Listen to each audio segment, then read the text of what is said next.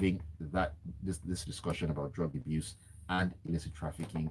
And my special guest this morning is Dr. Anu Martins, a health management consultant who is not a stranger to these health issues, and of course, being with us on Smooth 98.1. Very good morning to you, Dr. Anu Good Martins. morning, Great to Ayo. have you in once again. It's great to be here as always. Thank you. All right. Now, before we came on, we briefly, talked about the issues where drug abuse are concerned. They aren't really talked about like that. I mean, we hear stories in the news. Oh, the NDLA did this, and so on and so forth. They busted this person with drugs. They busted this particular place. But when we talk about the individuals in question, we don't get that much of the information. It's kind of like hush hush, like it's Yeah, something you shouldn't talk about. Oh, that person is is using drugs, is using substances. You don't talk about it, you keep it under wraps. yeah. So as today is that particular day set aside, the day for international drug abuse and illicit trafficking, can you explain why this day is extremely significant in the society? Wow. That's a tall order to explain why it's significant. But I'll do my very best. I think it's so important to have this discussion, and I think it's great that your team is celebrating this day. Um, because, like you said, everything is hush hush from a societal Mm, perspective. When things happen, it's usually when there's something that comes out in the media, or there's a new policy that the government has banned some certain medication or some drug or what have you. Um, and I think the main reason why it stays hushed and quiet is because of the stigma that's attached. mm, And that's why it's so important that the theme for this year is people first, removing the stigma, because they are people, they are human beings. If first and foremost. yes, first and foremost. So when you look at like street stuff, so one example, for example, when you talk about street kids, if you look at Lagos and Rams, for example, street kids Because they're are all known, over. yes, and people don't tend to look at them as kids anymore or as humans. The first thing they see is this person is drugged up, you know, um, because of the stigma that is there. So, and even if you're talking about the middle class and the elite, is also very similar. Families keep it quiet because they don't want it to be said that, oh, there's a family member that is Yeah. using, or somebody has, in colloquial terms, gone crazy or gone mad, or is in rehab, or is seeing, specialists because they've been on Igbo for a long time, that sort of thing. It's so important as a culture. People see it as very important to preserve their reputation, the way they are seen and the way they are perceived. And because there's a stigma attached to drug users, especially those that are addicts, because you could be, well, not you, but people could be people could be drug users. That's one level. Another level is those that are actually addicted to addictive substances. Um, so I think, in a nutshell, that's why it's so important to talk about it from from a sort of multi-pronged approach, not just from the point of the law, not just from the point of cultural stigma that's attached, and not just from the healthcare perspective, but to look at all the different disciplines and see how we can collaborate and address this issue. I'd like to use a quick example before you go on. So, Okay. for example, mental health.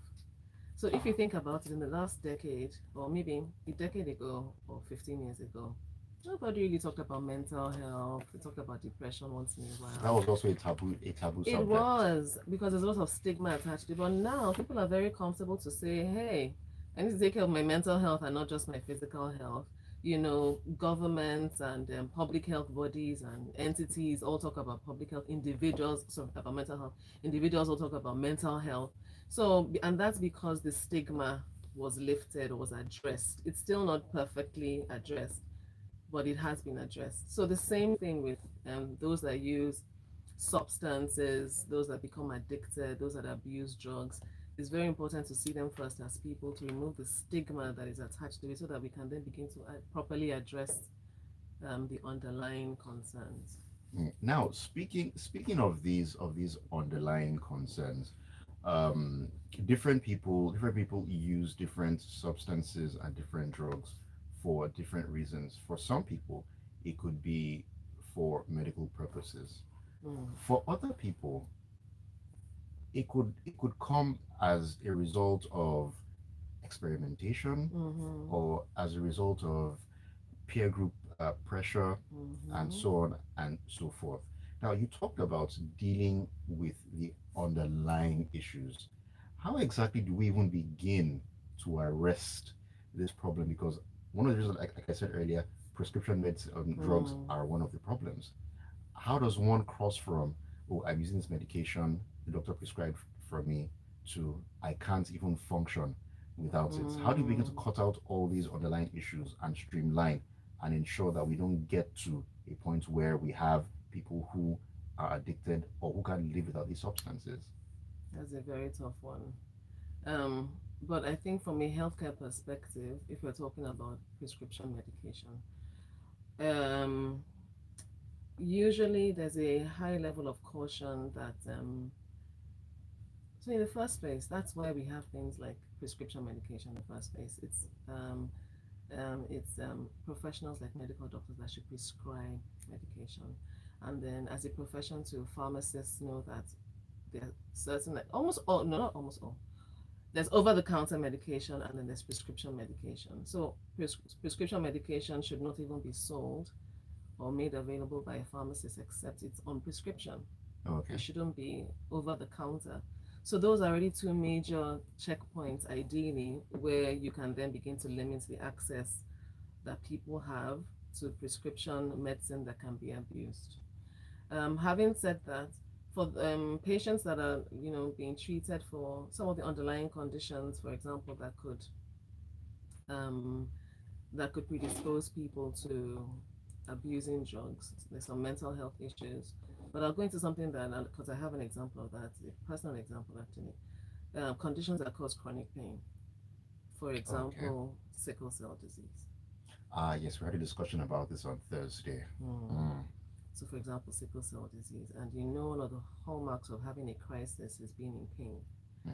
So, people that have chronic painful conditions, rheumatic arthritis, any kind of arthritis that causes pain, anywhere where there's inflammation, there's bone disease, you have sickle cell disease that causes recurrent pain, or sometimes it's just they may not have a crisis, but they're constantly in In pain. pain. And there's so many other conditions. So people like that, ideally, their physicians in the first place should exercise, and I do know that many do, a certain level of caution when they are prescribing the pain medication. So that's why they change the type of pain medication. They put them on, they limit the period of time during which they put them on that medication. Okay. They introduce lifestyle changes. So so I spoke with someone I know, for example, just last week, who was talking about how she developed rheumatoid arthritis in her knee, but because she was overweight, the sort of being overweight sort of worsens it. But she then had to sort of push through the pain to lose weight in terms of working out and monitoring her Mm. diet, so that it would lessen the load on the knee and reduce the pain. So that kind of balancing act, lifestyle factors, prescription meds, is something that has to be done by the professionals. Another thing is and this is the whole world from the legal perspective, from the law enforcement perspective, this is where NDLEA comes in. This is Okay. where the UNODC comes in, as the UN Office on Drug and Crime, with all their policies globally and all of that. That's when they come into the discussion around what kind of prescription medication do we have to clamp down on in order to prevent its abuse. A very good example is tramadol. Yes. There was a period where it was all over the place and it was causing a lot of problems. And it still is, actually, because tramadol is a synthetic opioid. So opiates are analgesics, they're pain relieving meds, Okay. with the tendency to becoming to being abused because of some of the symptoms they cause. It can cause people to feel euphoric, and as people say, to get high, just be Mm. high and happy. And so tramadol is a synthetic type. It doesn't occur naturally. It's produced by a pharmaceutical company in Europe, and it's been around for several decades because it was in response to preventing the use of natural opioids, which are already known to be addictive. So you can't really get around it right now, so to speak. So that sort of medication, from a legal perspective, it's okay. It's allowed from the healthcare perspective. Patients need it. from an enforcement perspective. So how much of it is allowed in the country? How much of it should be manufactured in the country? How do they manage its distribution to make sure it goes to the healthcare professionals who are prescribing it, as opposed to going to the streets where people can access it, and without any restriction whatsoever. exactly. So those are some of the high level discussions that have to be held, and in terms of implementation, you then begin to see, okay, from a public health perspective, from a social justice perspective, what are the entities that are going to help address this? Who talks to the teens? Who talks to the youth? Who talks to the adolescents and tells them the dangers of these things? How do you then target um, those with sickle cell disease and other pain causing conditions, and how there are certain medications they should avoid or they should use for a long time?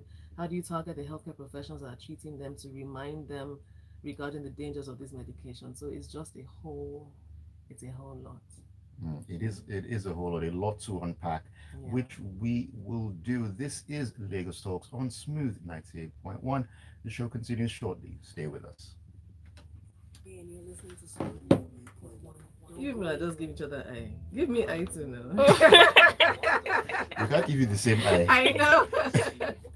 Any eye I should know. That is, that eye was professional eye. Okay. I know it's professional eye, but There was an advert, but I didn't want to cut across. Okay. I didn't want to cut across you because cutting across you would have killed the momentum of what you were talking about. So I just said, This what, thing just a big problem, this whole drug thing. To me, anybody personal. So people have personal stories. Well, Okay, we're streaming live, so there's a limit to what I actually want to say right now. But I have a friend. I have a friend who, like 6-7 years ago, he had a codeine problem. Was it via cough syrup? Yes. Because that one is quite popular. Yes, and that one I didn't know about it initially. There was a day I went to visit her at home, and then she said she has to go out briefly. She'll be back soon. And her parents came home. Where's Susan and so? I said she went out. They look at each other. I didn't know anything was going on. When she came back, she was carrying a bag, and her daddy went to her immediately. No, no, no. What's that? But I saw it was bottles inside, and then it just I was just there like, why am I here? what's going on? I didn't even understand, man. Serious issues.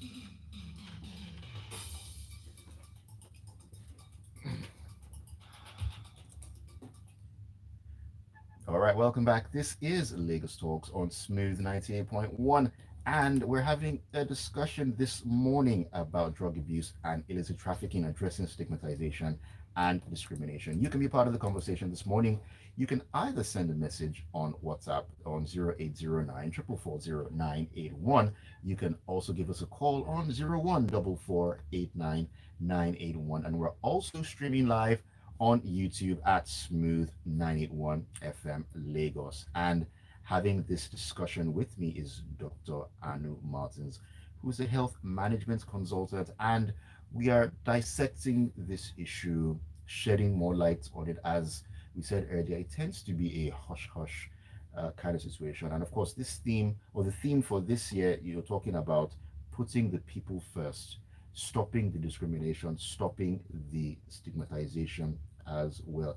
Now, Dr. Anu Martins, I know that in your experience, you've seen a whole lot of different people who have been addicted to different substances or different types of drugs and all that. Now, in your perspective, is there a particular age group that tends to be more addicted to drugs and substances than another, or it's a one size fits all? That's a great question.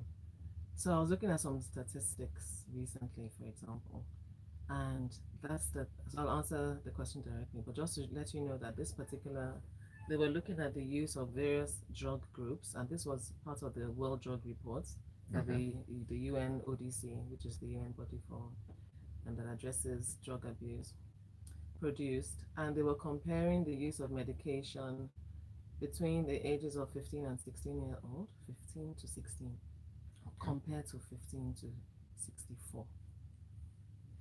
And the reason, because it's astounding, why are you looking at 15 to 16? That's a very young It's age. a very young age, because drug use and the highest proportion of drug use is between the ages of Wait for it. 13 to 18. 13 to To 18. 18, which is practically secondary school age. That is that That's the is age of adolescents, teenagers. that is that is ridiculous. Yes. So yes, 15 and above, up to the age of 64, because nobody looks at because of the mortality that occurs. But yeah, so it's highest amongst teenagers, adolescents, and the youth. Of course, it also extends to those in their early to mid 20s, but it's most prevalent amongst adolescents. Wow. Yeah. Okay, now looking at what you said here, looking at the age group that is more predisposed to getting themselves addicted to substances and or drugs. How did we get to this point? And of Mm. course, that age group, or that's that age range of, kids are very, very impressionable. They want to do the things that their friends do. Oh, this cool person in our group, he does this thing, I Mm. want to do it as well, Yeah. so that I can be a part of the group.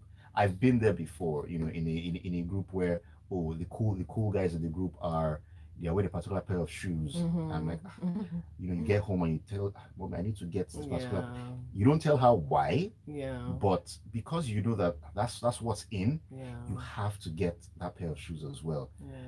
Now, how are these kids being exposed to these substances in the first place? Great question. So the thing is, maybe I should also add that. So yes, that's the most prevalent age group, but also you also find different types of medication and of illicit drugs being used and abused within different age groups. So for those that are adolescents, as you said, peer pressure is a major driver. But then there are other drivers. So peer pressure mixes in with other drivers like poverty. Mm, Right. So if the average Nigerian is poor, the average Nigerian is struggling to send their child to school, and they get to school, they probably haven't eaten in the morning. They're teenagers, they're growing, they want to be in the it crowd, and the it crowd is smoking something that makes them feel good, they will join in. Because you want to sort of forget the pressures that you're under. mm, Also, academic performance is also a driver, apparently, because there you are or there they are under such dire circumstances and they're expected to do well. Um, it's a kind of stress trigger for that age group.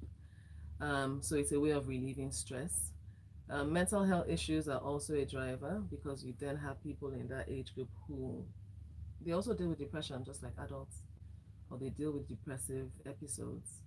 And if you're depressed, if you're low, if your mood has been, if you need your mood to be elevated, one of the quickest ways to do that is to abuse mm, substances. So that's one of the reasons why I said it's a multi-pronged. It has to be a multi-pronged approach in terms of how to address it. If many of these underlying drivers can be addressed, then hopefully that also addresses the tendency for them to reach out to the use of medication to solve those underlying problems. So if we can address poverty, um, and then also if you can say there's something that's very powerful that a lot of NGOs and agencies that address drug use amongst adolescents use, they switch peer pressure. They switch it from the negative to the positive. oh, right, So right, they right. have what they call, so they use it both for sexual health and reproductive engagement, and also regarding awareness for drug use and abuse. And it's called using peer educators, wherein, for example, you could have, let's say you have a community that has been rife with adolescents using or particular schools using, and then you've rehabilitated some of those children or some of Hmm. those young people. You have young adults that have been there and have done that, and you recruit them more or less as volunteer advocates to go back to these communities and to these schools and to say, look, this was me before. Mm, This is what happened to me. and This is this is how it where I am affected now. my life, and this is where I am now. So it's something that's quite powerful, actually, in the war against substance abuse with adolescents. Mm, interesting. Now, let's talk about stigmatization and discrimination, of course, which is one of the consequences or one of the fallouts of an individual being being hooked on certain substances or certain drugs. As we said earlier, we tend to look at those people as not human. First of all, as you mentioned, I mean, one can Mm. see a child who, for whatever reason, is addicted to a certain substance or a certain drug, and we don't see that child as a child, but that one he's high on this Mm. and that. You don't see the child in the individual. You see someone who is, for want of a better word, a junkie, Mm-hmm. Yeah. as opposed to seeing the person as a human being, as a child first. Yeah. How can we begin to have conversations about not looking at those people as less of human beings, Mm. but people who, for different reasons, have fallen into that rabbit hole? People fall into different rabbit Mm. holes. Yeah. And for those who have substance problems, who have drug problems, how do we begin to get people to see that they have a problem? Yeah. How do we begin to solve the problem instead of castigating them or being Yeah. or having the stigma or discriminating against them? Yeah. So one of the most powerful tools that are used, and it's been used more and more when addressing stigma, is the use of language. So, for example, rather than using terminology that dehumanizes them, things like what you said, like a junkie, or if you're on the streets, be where that kind of person, or Mm, the way we refer to public transport guys, like the drivers and the conductors, he's high, you just insult the person. So if we can change the use of language, then it begins to affect the way we see these people. So let me give an example. An example, for example, is that I had a meeting a few months ago okay. with a colleague on the global stage. The person is based in the Middle East region, and they were talking about we're talking about providing healthcare for corporate employees of a certain organization, and that particular organization was keen on how to provide um, payment modalities for those with substance use disorder. And they were Mm. very consistent in the use of that term, substance use Use disorder. disorder. And if you check the recent literature, that's what they refer to it as, substance use disorder. Because the idea is, so the person is not a druggie or a junkie or a crazy person or a weary or whatever Mm. street terms you may have. It's a patient or a person that has a disorder related to substance use. So notice that it's not even substance abuse, because Substance abuse use. has a judgmental Undertone connotation to to it. it. Yes, so it's substance use disorder. So a major way of addressing stigma is the language that we use, and that is one example of how we can change the language and change the way we see people and help to humanize them. And therefore, if we humanize them, and you see so disorders, for example, there are many medical disorders that we can talk about, or many psychological disorders. Oh, quite So a number. yes, and we don't think of them as, whatever. We don't have stigma attached To to them. them in that way. Yes, so that's one of the major ways that we can address stigma. Hmm. All right, all right. Interesting thoughts. We need to take a quick breather here, but of course, we're going to continue the conversation on the other side. I'm still with Dr. Anu Martins, and we're talking about drug abuse and illicit trafficking and how we can address stigmatization as well as discrimination. Stay with us and keep listening to Lagos Talks on Smooth 98.1. Why are you smiling? I thought she was looking for my sign. I didn't sign him this time. Sorry? I thought you were looking for my sign. I didn't No, sign I him this wasn't. time. I wasn't. I was just looking at you. Not at her. Don't worry. Okay, we're still live, Abby. Yes. We're still live On on YouTube. YouTube. Interesting. So I always try to remember that and Mm. keep discourse as civil as possible Yeah. because it's very easy to turn the mics off and then you just want to be yourself again. It's Yeah. very, You have very to easy. stay. Yeah. Mm. That's why I noted when you said she gave you professional eye. So that nobody will come and say, it's one of that kind of eye. It's Be- completely because professional. there have been experiences before at different times Yeah. where you've turned the mics off. Maybe like you have analysts talking about the papers and everything. Of course, you don't want to say on air. You wouldn't say, "Oh, President Buhari, this." But when you turn the mics off, you can now be real. You don't forget that you're streaming Yeah. on YouTube, and then you're just Yeah. So you just have to stay professional all through. exactly once you're streaming. When when Yeah. when, when I know I'm not streaming, Yeah. Can switch easily. I can switch very easily, very very easily. Anyway, so back to the story of my friend in question. Yeah. Well, if eventually she did get over it eventually, but at the time I had no idea that she had that problem. Yeah. Zero idea. And 'Cause what was her underlying? Any idea? I think it was psychological. Because I believe that at that time she was dealing with she was dealing with some stuff. Yeah. She was involved with certain people, and I guess it was messing with her mind, and I don't know how she was introduced to it. Maybe it just started as an innocent Yeah. use of Yeah. the substance, which tends to happen. Yeah. And then you say, oh, this I use this thing and it makes me feel this Feel particular good. okay. Let me try again.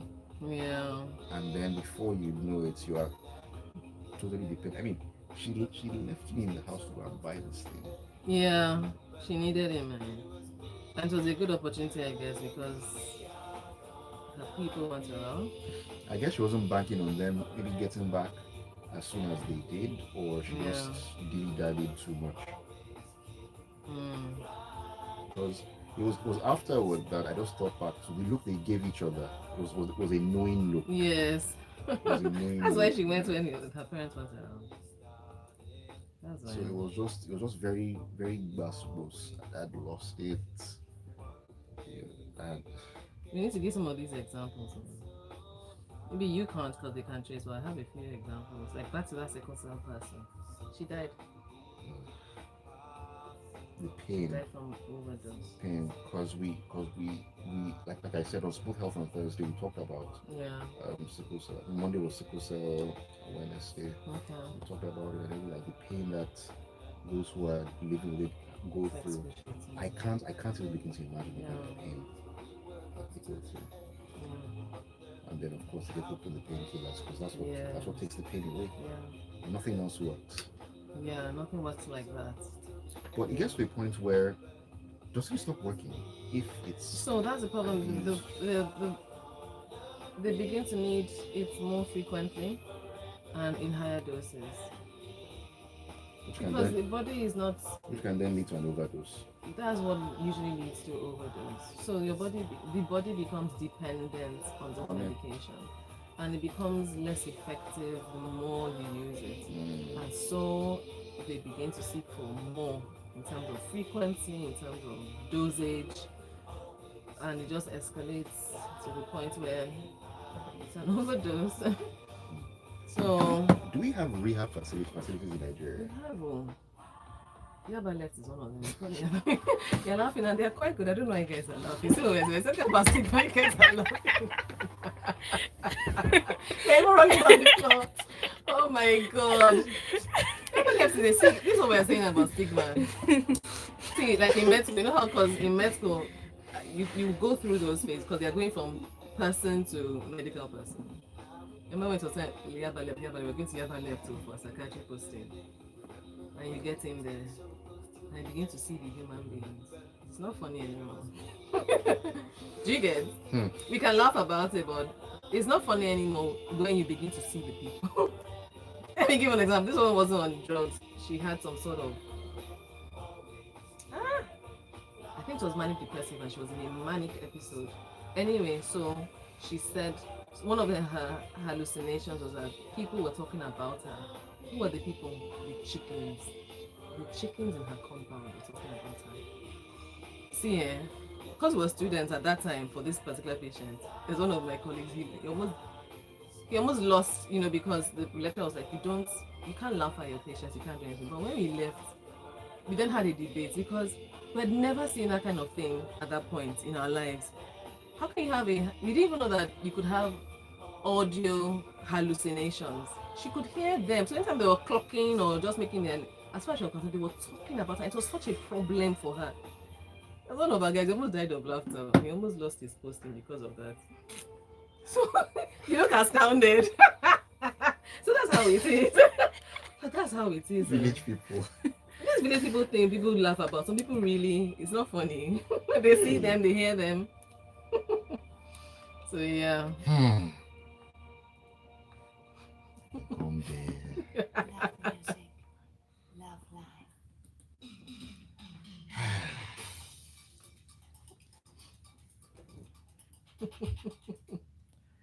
All right, welcome back to Lagos Talks on Smooth 98.1. That was the Lighthouse Family with Hi.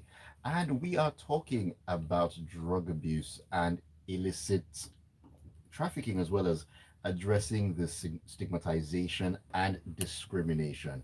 Dr. Anu Martins is still very much with me this morning. We're having this discussion talking about drug abuse, what leads to drug abuse in the first place, how individuals can sometimes fall into that rabbit hole and get themselves addicted to certain substances or drugs. In some cases, it could be prescription medication that one needs to take away the pain, and it becomes a staple in their lives. For other people, it could be as a result of peer pressure and trying something new and something different, and then it takes another turn entirely. Now, before the break, we're talking about addressing stigmatization and discrimination, where people in society who have issues with drug use or substance abuse are seen as part of the lower dregs of society. And we see in families where if an individual has a problem where drug use or substance abuse is concerned, that person is, if possible, they would lock that person in a vault and not let him or her come out because they see it as a thing of shame.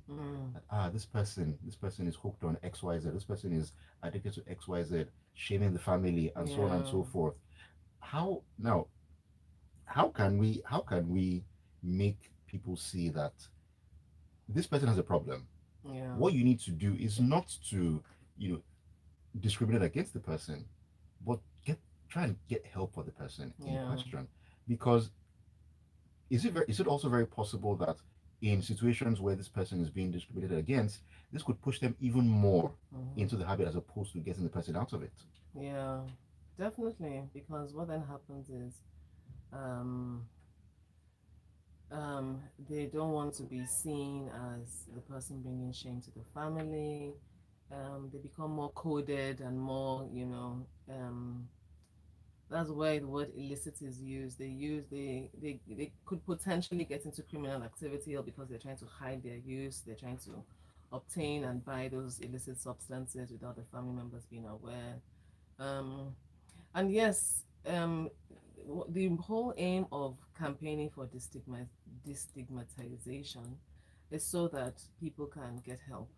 So, as you said, what families should do, or those that, or loved ones, friends, once you have a person with substance use disorder or any of the underlying factors, mental health issues that predispose to it, chronic pain, the person is using marijuana, using tramadol, drinking cough syrup, all those things, is to seek help, seek professional help from the right people. Um, so without meaning to disparage, it's fine to go the religious way, which is what a lot of Nigerians do, but it's also good to go the medical, healthcare, and social support way. So find out the nearest psychiatrist or clinical psychology center around you. There are rehab centers, especially in the major cities in Nigeria. You have lots of them in Lagos. You have quite a few in major hubs like Kano in the north, Abuja, you have a lot of them. What you find though is because of the underlying socio-economic discussion, what you find is you find that a lot of the elites, so there are two extremes of groups of people that are caught up in substance use, the poor and the elite. Mm. So it's usually the elites that can afford to or have the mind to or the approach of using um, rehabilitation centers or Okay. healthcare centers. So if you go to some of these centers, you find a lot of upper middle class and elite young people there. Their parents have put them there. And then on the lower rung of the spectrum, the so-called rehab centers or the like street type people are just trying to help people. But if you ever saw, I don't know if did you ever see that BBC documentary about the use of codeine in the north, particularly? They had a lot of videos, and in some of them, they had footage of people being chained. I think I So remember seeing there that. was a lot of noise about it. That was in 2018, where part of the rehab approach by those centers, because it's not like they were certified, so to speak. They were just people trying to that had branded themselves as rehab to help people that were hooked up to codeine. And what their approach was just to, because they could get violent, because those people, the affected users, could get violent, um, could harm themselves and harm people. Their approach was to chain them. So they would keep them chained for as long as they went through the withdrawal symptoms. Chaining human beings, obviously, and as black people, is definitely not Not even. not not a very eh, positive connotation yeah, at but all. yes, But looking at what those people were trying to do, okay, we can say, okay, maybe they were trying to help. We don't know what ulterior motives they had. We don't know if they were doing it as a charity thing or they were doing it to make money. But the point mm, here is, in the process of doing that, weren't they just doing more harm than good? Since they weren't like actually certified professionals who yeah, were equipped to deal with those kind of situations. yeah. So it depends on what perspective you're looking at it from. Doing good would be from the perspective of the poor families that had taken those people there in the first place.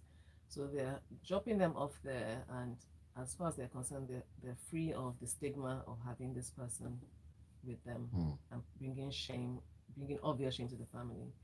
On the other hand, they're also looking at how, as far as they're concerned, that's the best they can do. They don't know what to do anymore, so they're taking to these people.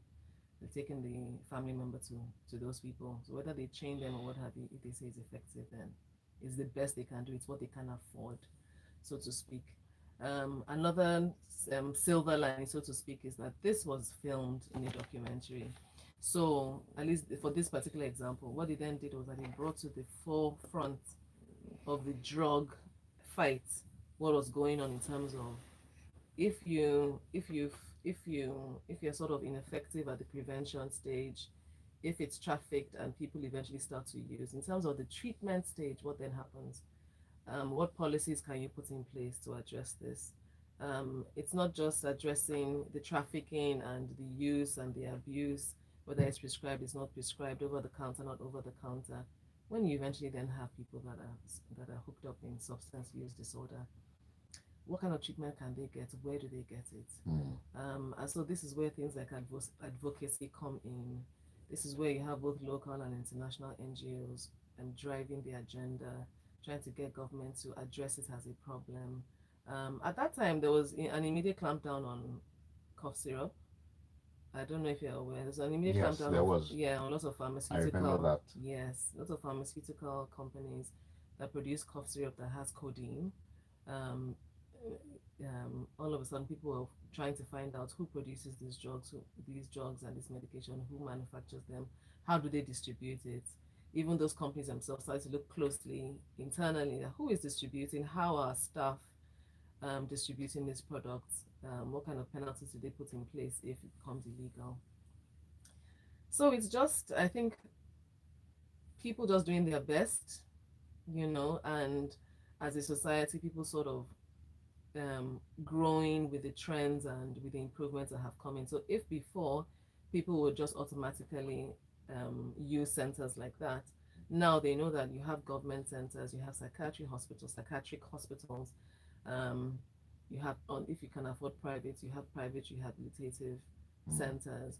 If you don't have money, you need support, you have NGOs that address these issues. So awareness is improving, and with increasing awareness and hopefully the change of our terminology, we then begins to destigmatize.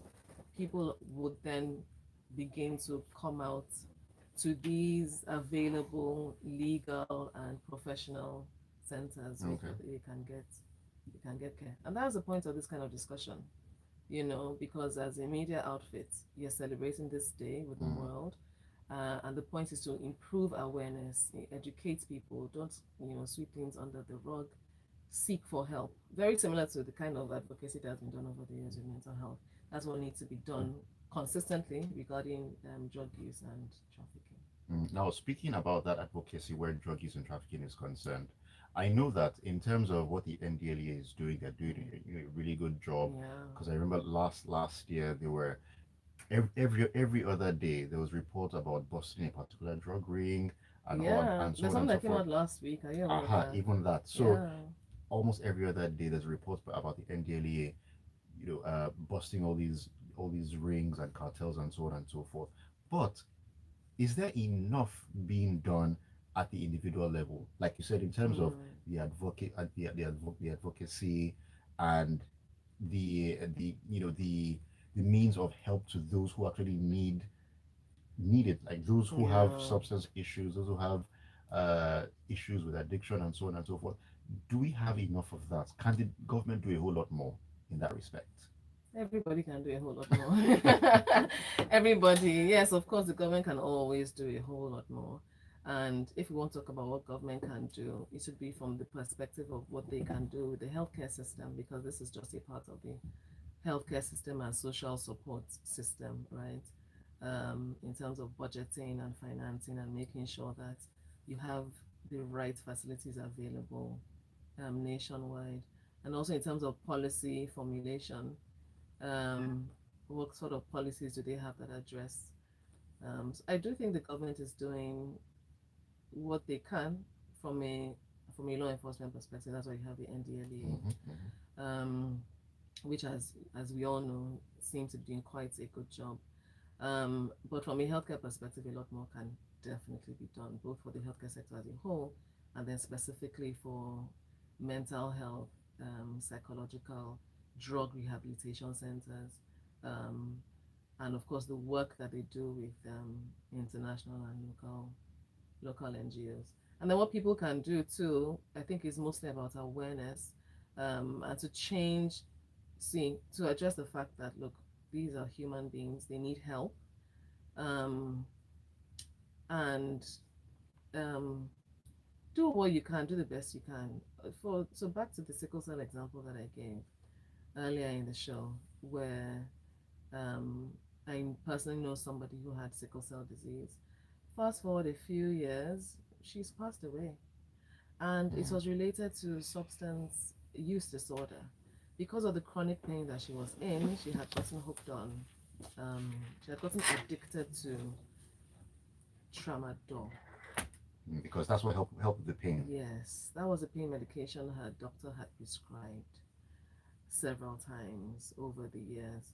So she then took matters into her own hand and began to, and this is why it's closely linked with criminal behavior, not just for the traffickers, also for the individuals. She began to forge prescriptions for tramadol. Ah, She was even using her company to finance it. So it became an employee issue when they found out that she was using her company resources to finance thousands of naira. that is how badly she wanted it. That's how bad she needed it. It was affecting her job. It was affecting her personal life. Um, it was a disaster. And then she overdosed on it. That's just one example. She left a young child behind. So that's one example of one person that I know, and not from a clinical perspective. This was from a social. I'm like, I can't believe this happened to this person. What did we do? But people did. So even though the company in that example was aware of it, they did try to help. Her management did try to help. They try to get her to see professionals from a professional perspective and to get her off her own over-the-counter use and illicit Mm. procurement of that medication. But it seems that in this particular case, she was too far gone. So I think the point is whether it's as a family, whether it's as a company, whether it's as an individual, once you're aware that somebody requires that sort of support, if the person is already caught up in use, if the person is already caught up in criminal activity, then seek professional help, whatever the professional help may be. If it's going to be healthcare, whether it's social, whether it's legal, seek the support that you need from the agencies that provide them. Seek the support that you need from the agencies. No more sweeping the issues under the carpet because that does no one any good at the end of the day. Thank you so much, Dr. Anu Martins, for having this conversation this morning. Very important conversation that, of course, needs to be had. And we've been talking about drug abuse and illicit trafficking while addressing stigmatization and discrimination. I appreciate your time this morning and yeah, hope to have more conversations in the future. Thank you so much. Well, just quickly say we didn't cover quite a few other things, or but I'm sure there'll be another opportunity. You know, the types of medication, is weed or is Indian hemp or Mm. marijuana It's a allowed? To what degree? It's it's a so very it's broad. a very big umbrella. Yeah. It's a So very just a big quick umbrella. reminder to our listeners that they should consider all the different categories, whether it's prescription or non-prescription, and increase their awareness Very around that. important. Yeah. Thank you. All right. I know that we've come to the end of Lagos Talks and by extension, the end of the Smooth Breakfast. It's been a great 4 hours being with you this morning. So much more for you to look forward to on Smooth 98.1. In about 7 minutes, it'll be time for Strictly Soul. And it's a Monday, so Motown Monday for those who love those Motown hits from way back